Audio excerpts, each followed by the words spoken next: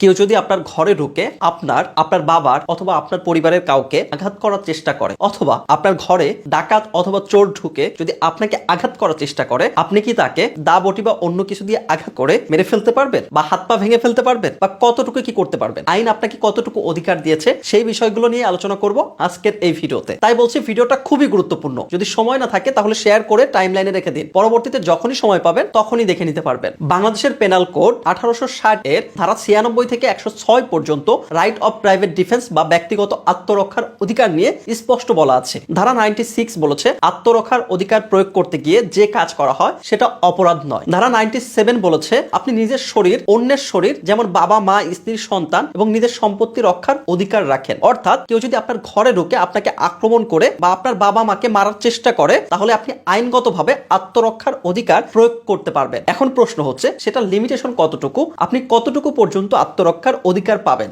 ধারা 100 অনুযায়ী যদি আক্রমণ এমন হয় যে আপনার মৃত্যু হতে পারে বা গুরুতর জখম হতে পারে বা জীবন মারাত্মক ঝুঁকিতে পড়তে পারে, তাহলে সেই আত্মরক্ষার প্রয়োগে আক্রমণকারীকে বা ডাকাতকে বা আপনার শত্রুকে মৃত্যু পর্যন্ত ঘটাতে পারেন, সেটা অপরাধ হিসেবে গণ্য হবে না। অর্থাৎ আপনাকে গুরুতর আহত করতে গেলে বা আপনার সম্পত্তি রক্ষার জন্য আপনি কাউকে মেরে ফেললেও প্রাইভেট ডিফেন্স এর কারণে সেটা অপরাধ হিসেবে গণ্য হবে না। কিন্তু মনে রাখবেন, প্রাইভেট ডিফেন্স মানেই এটা কিন্তু প্রতিশোধের লাইসেন্স দিয়ে দিচ্ছে না। আপনি যদি কাউকে গুরুতর জখম করেন বা মেরে ফেলেন, আদালতে কিন্তু সেটা প্রমাণ করার দায়িত্ব আপনার উপরেই বর্তাবে। তখন যদি প্রমাণ করতে না পারেন তখন কিন্তু আপনি ফেঁসে যাবেন। তবে আইন অনুযায়ী আপনার জেনে রাখা প্রয়োজন আপনার কতটুকু প্রাইভেট ডিফেন্স আছে। ভিডিওটির কোথাও না বুঝে থাকলে কমেন্ট বক্সে কমেন্ট করতে পারে। এছাড়া যদি ভালো লেগে থাকে তাহলে শেয়ার করে সবাইকে দেখার সুযোগ করে দিন, যেন সবাই তার নিজের প্রাইভেট ডিফেন্স সম্পর্কে জানতে পারে। এছাড়া বিশেষ প্রয়োজনে ফ্রি এবং পেইড পরামর্শের জন্য ইনবক্সে মেসেজ করতে পারে। তবে সরাসরি কলে কথা বলতে চাইলে পরামর্শ ফি প্রদান করতে হবে।